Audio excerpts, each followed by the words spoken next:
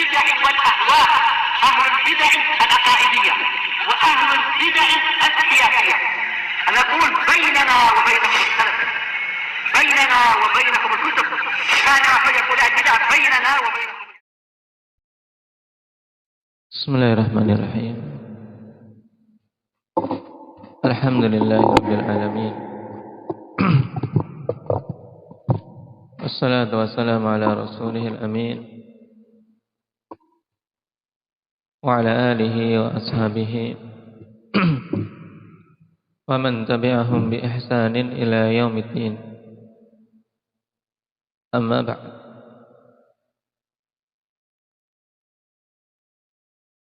Kita mengambil dua pendapat yang disebutkan oleh Imam As-Sa'di rahimahullah ta'ala berkaitan dengan permasalahan istitsna fil iman. Sekarang kita baca pendapat yang ketiga, dan itu pendapat yang rajih. Qal wa amma man yujawwizul istitsna'a wa tarkah fahum as'adu bid-dalili minal fariqain. Adapun golongan yang membolehkan istitsna dan juga membolehkan tidak beristitsna, dalam artian menggunakan kata insyaallah dalam iman boleh, tidak juga boleh, maka mereka adalah orang yang paling berbahagia dengan dalil, dalam artian paling tepat dalam menerapkan dalil daripada dua kelompok yang telah disebutkan di depan.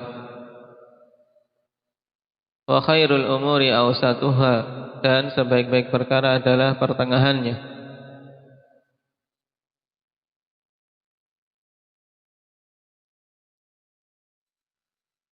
Dan kalimat ini khairul umur awsatuha datang dalam hadis yang dhaif, yang didhaifkan oleh Syalbani rahimahullah ta'ala,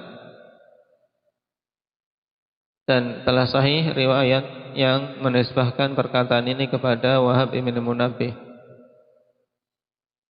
dalam riwayat Abu Ya'la dengan sanad yang jayyid.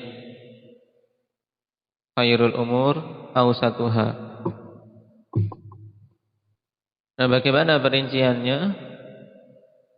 Qala fa in arada al-mustathni asy-syakka fi asri imanihi muni'a minal istitsna. Ini apabila yang diinginkan oleh orang yang mengucapkan istitsna tadi adalah keraguan-raguan pada asal keimanannya, maka dilarang mengucapkan istitsna. Wa hadza mimma la khilafa fihi, dan ini termasuk di antara perkara yang tidak diperselisihkan padanya.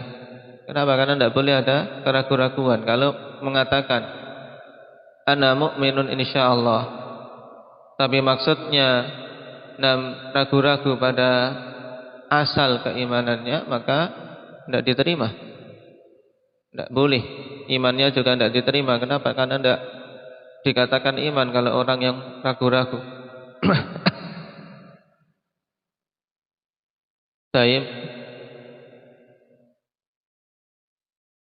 Wa in arada annahu mu'minun minal mu'minin alladhina wasafahumullahu fi qawlihi innamal mu'minuna alladhina idza dzukirallahu wajilat qulubuhum wa idza tuliyat 'alaihim ayatuhu zadatuhum imana wa 'ala rabbihim yatawakkalun alladzina yuqimuna as-salata wa mimma razaqnahum yunfiqun ulaika humul mu'minuna haqqan lahum darajatun 'inda rabbihim wa maghfiratun wa rizqun karim. Dan apabila dia menginginkan maksud perkataannya ana mu'minun insyaallah, yaitu bahwasanya dia itu mukmin dari kalangan kaum mukminin yang Allah Subhanahu wa taala telah sifati mereka di dalam ayat di surat Al-Anfal ini. Yang ini sifat-sifat kaum mukminin yang sempurna. Allah katakan hanyalah kaum mukminin yang sebenarnya, yaitu yang apabila disebut Allah hati mereka gemetar karena takut. Dan apabila dibacakan ayat-ayat Allah, maka bertambah keimanannya dan mereka semata-mata hanya bertawakal pada Rabb mereka, yaitu orang-orang yang menegakkan salat dan berinfak dari sebagian yang kami rizkikan. Maka mereka itu adalah orang-orang yang beriman dengan sebenar-benarnya. Bagi mereka derajat-derajat yang tinggi di sisi Rabb mereka dan pengampunan serta rizki yang mulia.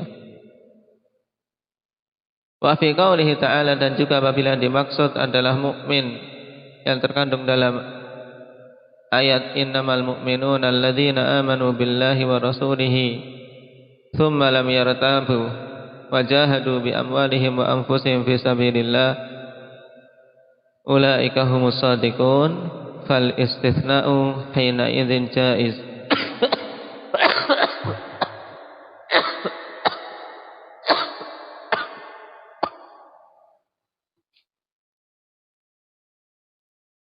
Hanyalah kaum mukminin, yaitu orang yang beriman kepada Allah dan Rasul-Nya, kemudian mereka tidak ragu-ragu dan mereka berjihad dengan harta mereka dan jiwa-jiwa mereka di jalan Allah, maka mereka itulah orang-orang yang jujur.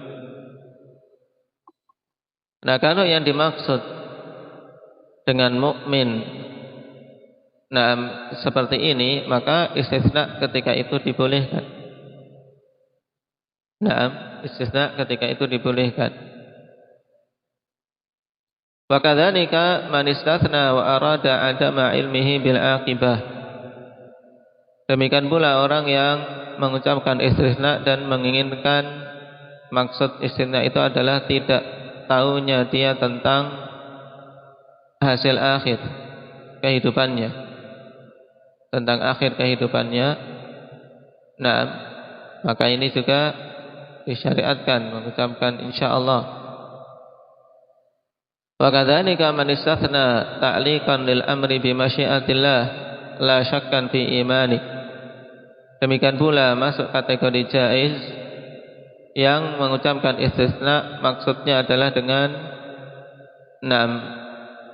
menggantungkan perkara itu kepada kehendak Allah, bukan dikarenakan keraguan-raguan dalam imannya, maka ini juga diperbolehkan. Wa hadzal qaulu fil quwwati kama tara, dan pendapat ini padanya kekuatan sebagaimana engkau lihat. Baik. Jadi kesimpulannya, kawan, untuk pendapat yang rajih dalam masalah istisna fil iman, maka apabila yang dimaksud dengan keimanan tersebut adalah asal iman, maka tidak boleh istisna. Paham? Karena tidak boleh seorang mengucapkan ana mu'minun insyaallah yang dimaksud adalah keraguan-raguan pada asal keimanannya. Karena seorang mukmin tidak dikatakan mukmin kecuali harus ada jazm, harus ada yakin. Ini yang kondisi dilarang, mengucapkan ana mu'minun insyaallah apabila yang dimaksud adalah keraguan-raguan dalam asal keimanan. Kemudian kondisi yang diperbolehkan di sini disebutkan berapa? Disebutkan 3, ya kawan. Yang pertama, apabila yang dimaksud adalah mukmin dengan keimanan yang sempurna sebagaimana disebutkan dalam ayat-ayat tentang sifat kaum mukminin, maka diperbolehkan dia mengucapkan ana mu'minun insyaallah ketika itu. Yang kedua, apabila yang diinginkan juga dengan ana mu'minun insyaallah adalah akibat. Insyaallah itu maksudnya dia tidak mengetahui akhir dari kehidupannya, maka ini juga diperbolehkan mengucapkan istisna. Dan yang ketiga, apabila dia mengucapkan istisna semata-mata untuk untuk mengaitkan perkara tersebut dengan kehendak Allah, bukan dikarenakan keraguan-raguan dalam keimanan, maka ini juga diperbolehkan. Jadi perkaranya sesuai dengan niatan orang yang mengucapkan insyaallah itu apa. Ini kesimpulan tentang masalah istisna fil iman. Kemudian sebagai tambahan di sana dibahas juga tentang istisna fil Islam. Kalau tadi mengatakan ana mu'minun insyaallah, ini ada kondisi boleh dan kondisi yang dilarang. Tapi sekarang kalau mengucapkan ana muslimun insyaallah, baik, maka bagaimana hukumnya? Syekhul Islam rahimahullah ta'ala dalam Majmu' Fatawa jilid yang ke-7 halaman 415, demikian pula pada jilid ke-13 halaman 43, menegaskan bahwasanya yang masyhur di sisi ahlul hadis tidak mengucapkan istisna dalam Islam, yaitu tidak mengucapkan ana muslimun insyaallah. Kenapa? Karena keislaman itu berkaitan dengan apa? Dengan sesuatu yang zahir.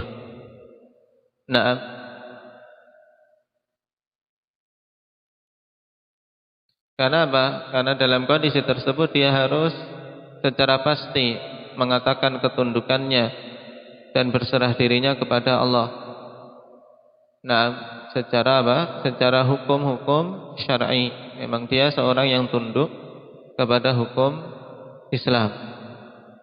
Sehingga ketika mengucapkan ana muslim ini tidak perlu. Dan memang tidak dikenal dari para salaf mereka mengatakan ana muslim insyaallah, tapi secara pasti ana muslim. Ini kesimpulan tentang istisna fil Islam. Jadi ada masalah istisna fil iman, ini yang masyhur terjadi khilaf.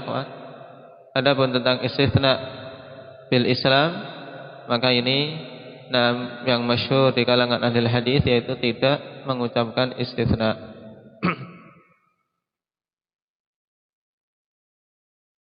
Baik.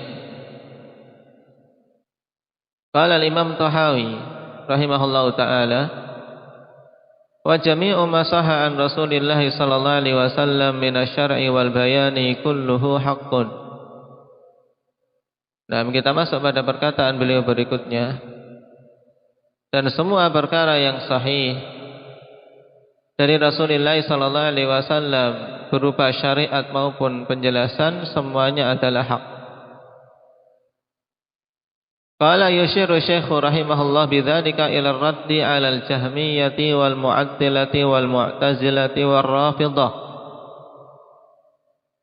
al-qailina bi anna al-akhbara qisman mutawatir wa ahad. Di sini isyarat dari Imam Tahawi dengan perkataan tadi, ikhwan, sebagai bantahan kepada Jahmiyah, kemudian Mu'attilah, Mu'tazilah dan Rafidhah. Ya, mereka berkeyakinan bahwasanya khabar-khabar, yaitu hadis-hadis Nabi sallallahu alaihi wasallam itu terbagi jadi dua. Ada yang mutawatir, ada yang ahad. Fa in kana qad'iyyas sanad lakinnahu ghairu qad'iyyid dalalah fa innal adillata al-lafdhiyyata la tufidul yaqin wa lihadza qadahu fi dalalatil qur'ani 'ala sifat.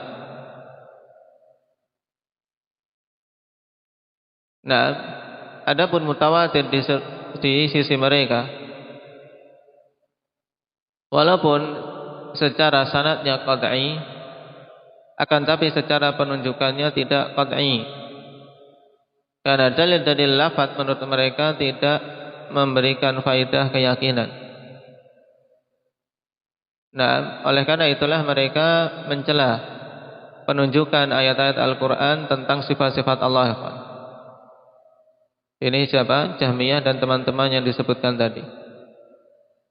Jadi menurut mereka, dalil yang sifatnya lafdhiyah berupa lafaz-lafaz baik Al-Quran maupun As-Sunnah tidak memiliki faedah yakin.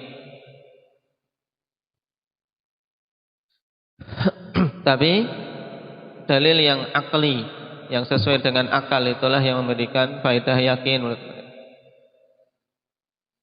Qalu wal ahadu la tufidul ilma, dan hadis-hadis ahad tidak memiliki faedah menetapkan ilmu. Tidak sampai ke tingkatan ilmu itu dalil ahad. Wala yuhtaju biha min jihati tariqiha wala min jihati matniha, sehingga tidak digunakan hujjah dalil yang ahad itu, nah, baik dari sisi jalannya maupun dari sisi matannya. Sanad dan matan semuanya tidak dipakai. Baik. Fasaddu alal qulubi ma'rifatar Rabbi ta'ala wa asma'ihi wa sifatihi wa af'alihi min jihatir Rasul. Sehingga dari sini mereka telah menutup atas hati-hati mereka untuk bisa mengetahui Allah dan sifat-sifatnya serta nama-namanya serta perbuatannya dari arah bimbingan Rasul. Nah, kenapa? Karena intinya mereka ingin menolak hadis. Maka mereka bagi hadis jadi mutawatir dan ahad. Hadis mutawatir menurut mereka memang qat'i penunjukannya, tapi tetap ada alasan untuk menolak. Nah, qat'i penunjukannya tapi tidak memberikan faidah yakin. Adapun ahad sudah mereka tolak sejak awal karena apa? Nah, tidak memiliki faidah ilmu. Dan ini kezaliman yang sangat terhadap hadis Nabi sallallahu alaihi wasallam. Baik. Dan pada zaman sekarang di antara yang mengusung pemahaman ini dari kalangan Mu'tazilah gaya baru ya Hizbut Tahrir. Nah, Hizbut Tahrir mengusung pemahaman ini ya, Pak. Nah, membagi dalil mutawatir dan ahad, kemudian qat'iyatus tsubut dan qat'iyatud dalalah dan seterusnya.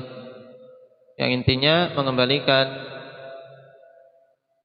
dalil dan landasan pokok dalam perkara asma wa sifat kepada apa?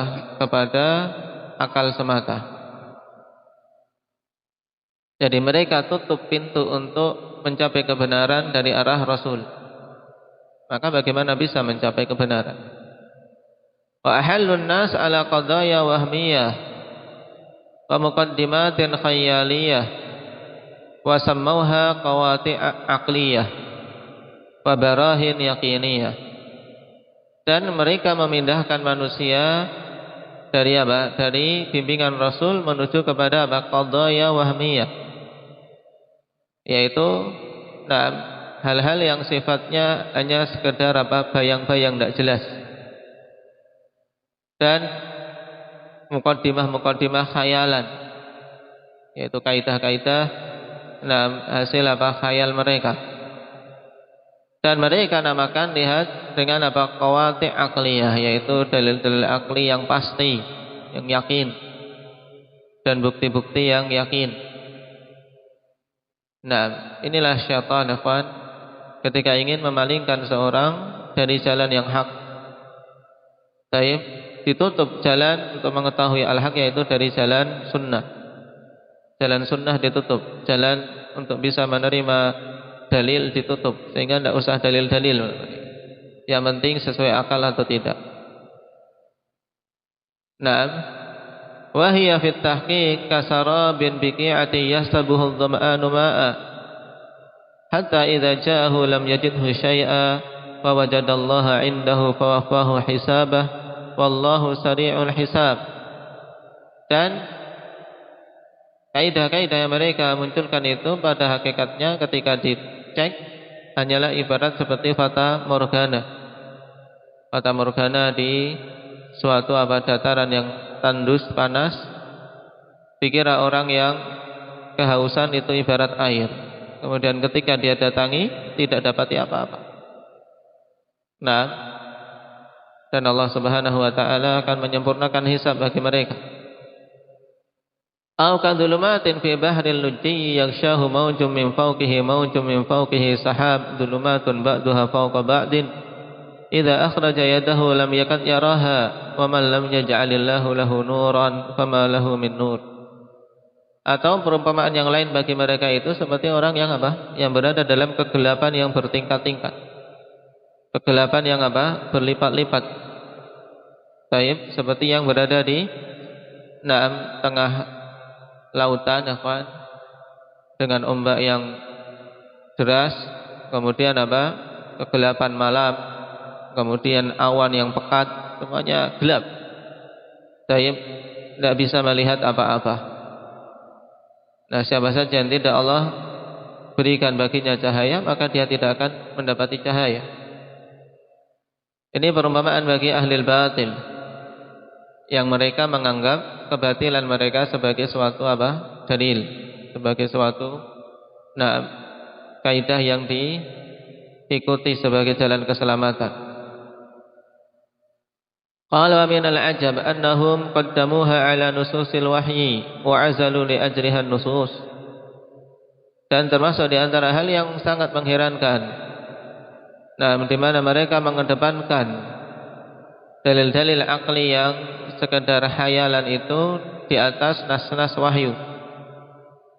Dan mereka tinggalkan dikarenakan dalil-dalil akal itu nas-nas yang banyak. Fa'afqarat qulubahum minal ihtida'i bin nusus.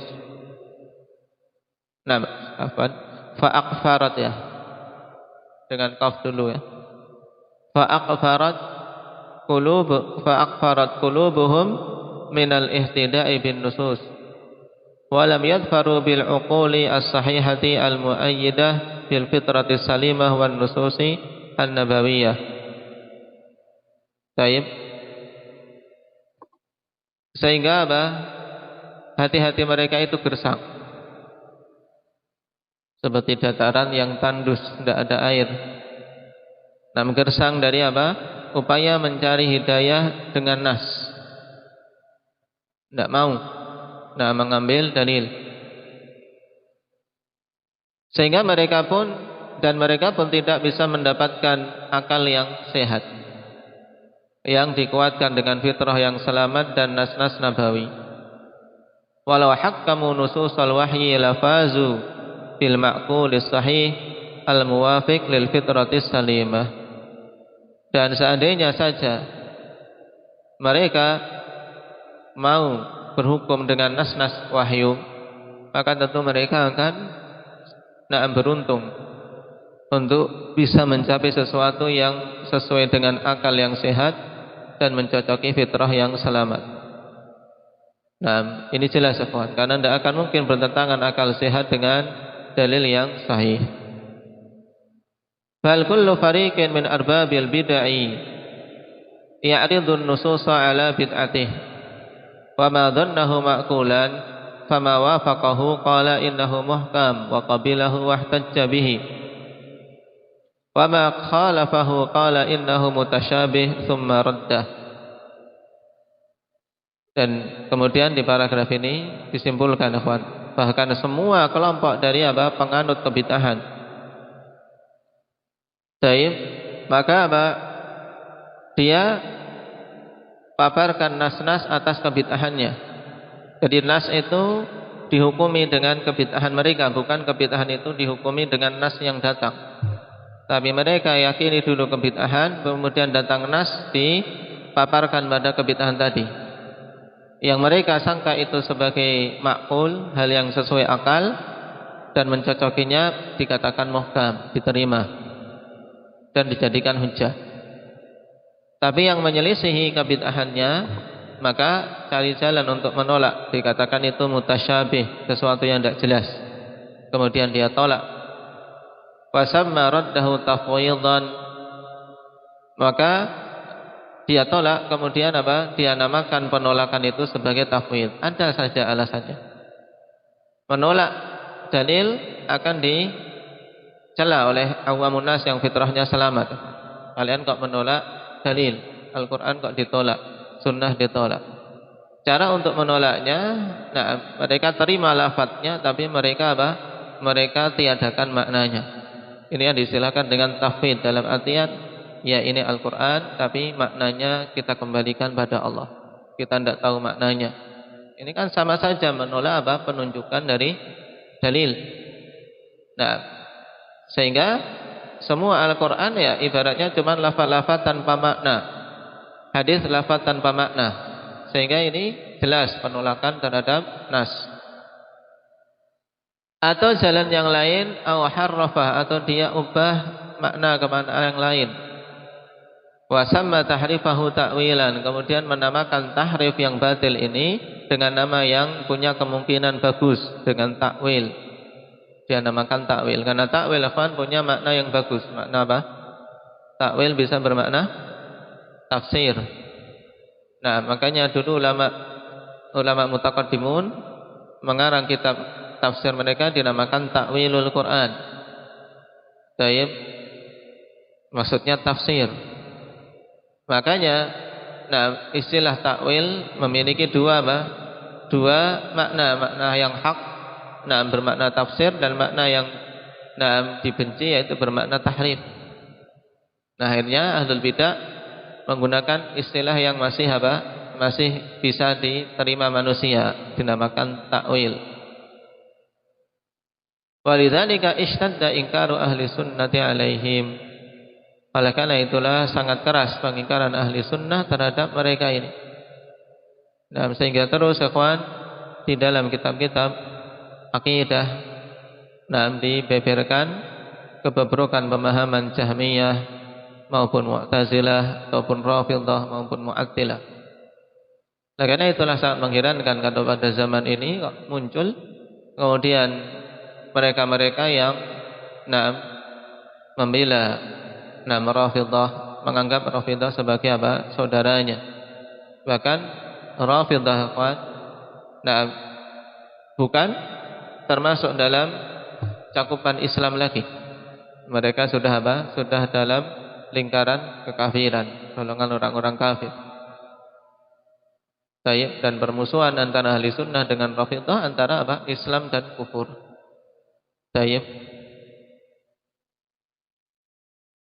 Dan di antara prinsipnya jelas karena mereka tidak mau berhukum dengan Al-Quran dan Sunnah walaupun lisannya mengucapkan perjuangan mereka untuk Islam.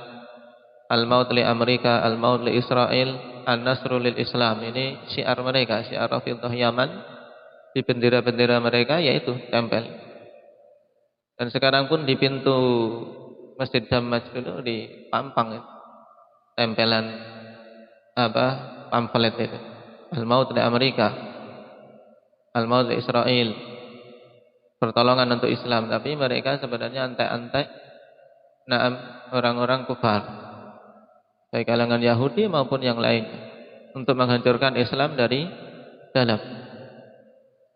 Makanya banyak bersyukur ketika Allah berikan hidayah untuk mengenal manhaj salaf dan mempelajari akidah salaf. Dari para ulama yang mereka lurus akidahnya. Nasallallahu al-afiyata wassalamah. Jadi inti dari paragraf ini penegasan keharusan untuk kita menerima semua yang sahih dari Rasulullah sallallahu alaihi wasallam berupa syariat maupun berupa penjelasan tentang masalah akidah. Perkataan min asy-syar'i yang berkaitan dengan hukum-hukum syar'i, wal bayan berkaitan dengan penjelasan-penjelasan akidah seputar sifat-sifat Allah, seputar nama-nama Allah dan perbuatan-perbuatan Allah, semuanya kita terima selama itu hadisnya sahih. Tidak beda-bedakan antara mutawatir maupun ahad. Nah, ini kesimpulannya. Adapun prinsip ahli bidah, maka sebagaimana disebutkan tadi, mereka sebenarnya ingin menolak nas, tidak ingin berhukum dengan sunnah, dengan hadis, tapi mencari jalan untuk menipu manusia dengan kaidah-kaidah mereka. Barakallahu fiikum. Naktafi bihadza, subhanakallah.